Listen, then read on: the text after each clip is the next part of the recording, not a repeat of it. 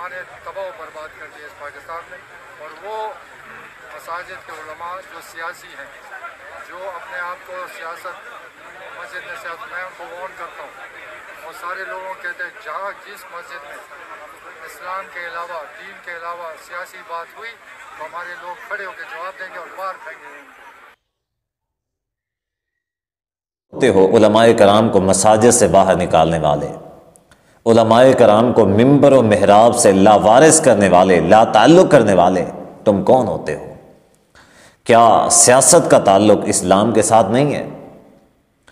کیا سیاست جو ہے یہ اسلام سے ایک الگ چیز ہے، علیحدہ چیز ہے؟ اگر تمہارے نزدیک سیاست ایک علیحدہ چیز ہے اسلام سے، تو پھر تم اپنے آپ کو مسلمان کہلوانا چھوڑ دو، کیونکہ تمہارے بقول سیاست اور چیز ہے، اسلام اور چیز ہے. اگر سیاست کا اسلام کے ساتھ کوئی تعلق نہیں ہے تو تم اپنے آپ کو مسلمان کہلوانا چھوڑ دو، اور اگر اپنے آپ کو مسلمان کہلواتے ہو تو پھر سیاست کرنا چھوڑ دو. عجیب منافقت ہے، ایک طرف نعرہ لگاتے ہیں ریاست مدینہ کا اور دوسری طرف کہتے ہیں کہ یہ ممبر و محراب سے آوازیں آ رہی ہے، اسلام کی اصل جو تصویر پیش کر رہے ہیں علماء کرام ان کو روکنے کی کوشش کی جاتی ہے. ایک طرف اپنے ڈنڈا بردار جو ہیں بد اخلاق اور بدتمیز قسم کے لوگ سوشل میڈیا پہ پھیلائے ہوئے ہیں علماء کرام کے خلاف، اسی طرح سیاست کے میدان میں عوام کو گمراہ کرنے کے لیے، تو وہ جائز ہے، وہ ٹھیک ہے. علماء کرام اگر عوام کی رہنمائی کرتے ہیں قرآن و حدیث کی روشنی میں سیاست کے حوالے سے، تو کیا وہ تمہیں تکلیف دیتی ہے؟ حالانکہ اصل جو سیاست کے حقدار ہیں وہ یہی لوگ ہیں جو ممبر و محراب کے وارث ہیں، یہی لوگ ہیں جو اصل جو اس سیاست کا مرکز ہے وہی مسجد ہے. آئیے صحیح بخاری کی حدیث ہے، حضرت ابو ہریرہ رضی اللہ تعالیٰ راوی ہیں، حدیث نمبر 3455 ہے. نبی علیہ الصلوۃ والسلام نے فرمایا کانت بنو اسرائیل تسوسہم الانبیاء، یہ جہلاء کی جماعت جو ریاست مدینہ کا دعویٰ کرتی ہے، ان بیچاروں کو اسلام کا پتہ ہی نہیں ہے. یہ اصل میں یہودی ایجنڈے پہ چل رہے ہیں، اور یہودی ایجنڈے پہ چل کے یہ اسلام کا اصل چہرہ مسخ کر کے لوگوں کو جو گمراہ اور جاہل لوگ ہیں ان کو یہودیت اصل میں اسلام دکھا رہے ہیں.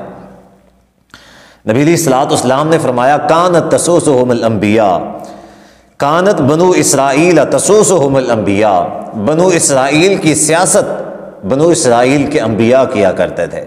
ان کو لیڈ یا ان کی ترجمانی، ان کی رہنمائی، جو ان کی سیاست ہوا کرتی تھی وہ ان کے انبیاء کیا کرتے تھے.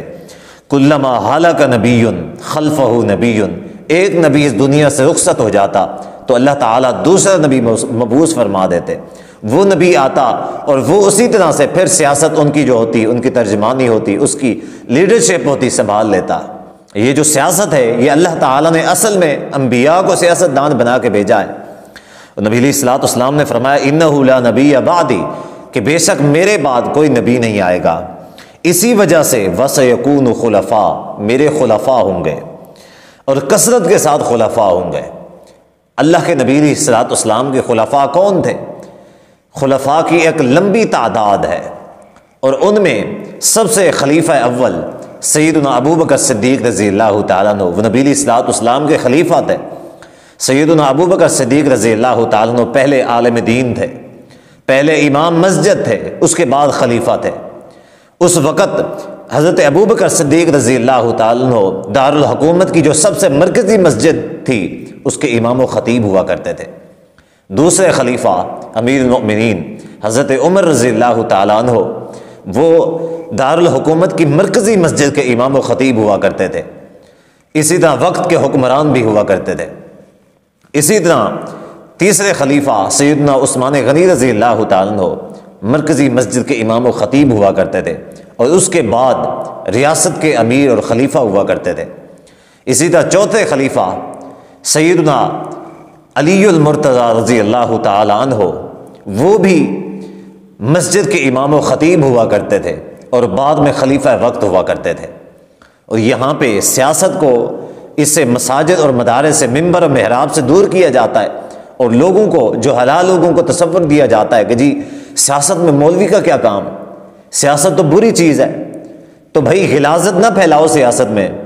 در حقیقت فی نفس ہی سیاست کوئی بری چیز نہیں ہے، بلکہ سیاست ہی اصل چیز ہے، اسلام کا اصل چہرہ ہے. اسلام کا جو اصل ترقی کا محور ہے وہ سیاست ہے. تو بہرحال یہ تاثر دینا لوگوں میں کہ سیاست جو ہے، یہ مولویوں کو کیا کام ہے سیاست کے ساتھ، تو اصل جو کام ہے وہ علماء کا ہے. انبیاء کے وارث جو ہیں وہ علماء کرام ہیں. اگر العلماء ورثۃ الانبیاء، علماء انبیاء کے وارث ہیں. اگر علماء انبیاء کے وارث نہیں ہیں تو کیا یہ عمران نیازی، یہ اس کا ٹولہ جو ریاست مدینہ کا دعویٰ کرتے ہیں، یہی لوگ انبیاء کے وارث ہیں؟ جن کو نماز نہیں آتی، جن کو روزے کا نہیں پتہ، جن کو حج و زکوٰۃ کا نہیں پتہ، یہی لوگ انبیاء کے وارث ہیں؟ بالکل بھی نہیں. انبیاء کے وارث جو ہیں وہ علماء ہیں.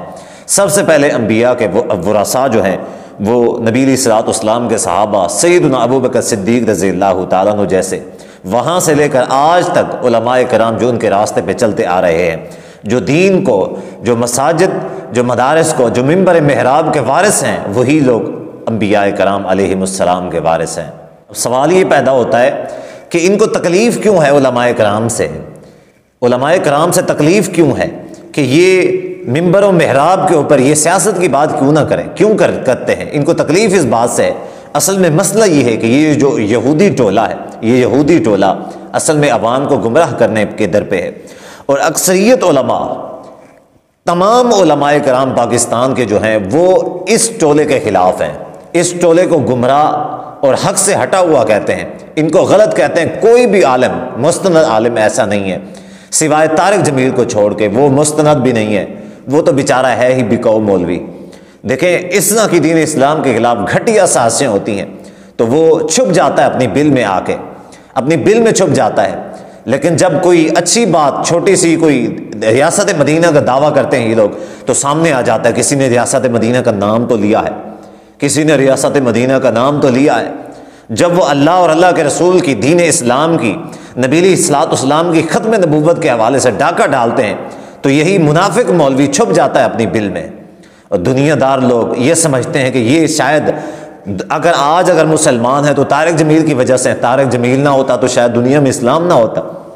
تو بہرحال ان لوگوں کو تکلیف اس وجہ سے ہے کہ علماء کرام منبر و محراب سے عوام کی قرآن و حدیث کی روشنی میں رہنمائی کرتے ہیں. اگر یہ اس طریقے سے رہنمائی جاری رہی تو یہ ان کا جو فتنہ یہودیت ہے وہ کامیاب نہیں ہو سکے گا. تو بہرحال ان کے اس فتنے میں نہ آئیے. علماء کرام ہی اصل میں انبیاء کے وارث ہیں اور یہی اصل سیاستدان ہیں. انبیاء کی جو سیاست ہے وہ یہی جو علماء کرام ہے یہی سنبھالنے والے ہیں. میں اسی وجہ سے گزارش کروں گا کہ ہمیشہ سیاست کے معاملے میں علماء کرام کی جو ہے وہ علماء کرام کے اوپر بھروسہ کریں، علماء کرام کے اوپر اعتماد کریں اور علماء کرام کے پیچھے چلیں، ان کا ساتھ دیں تاکہ اپنے جو وطن عزیز ہے اس میں اسلام کا بول بالا ہو، دین اسلام کا نفاذ ہو، اللہ اور اللہ کے رسول صلی اللہ علیہ وآلہ وسلم کا نام بلند ہو.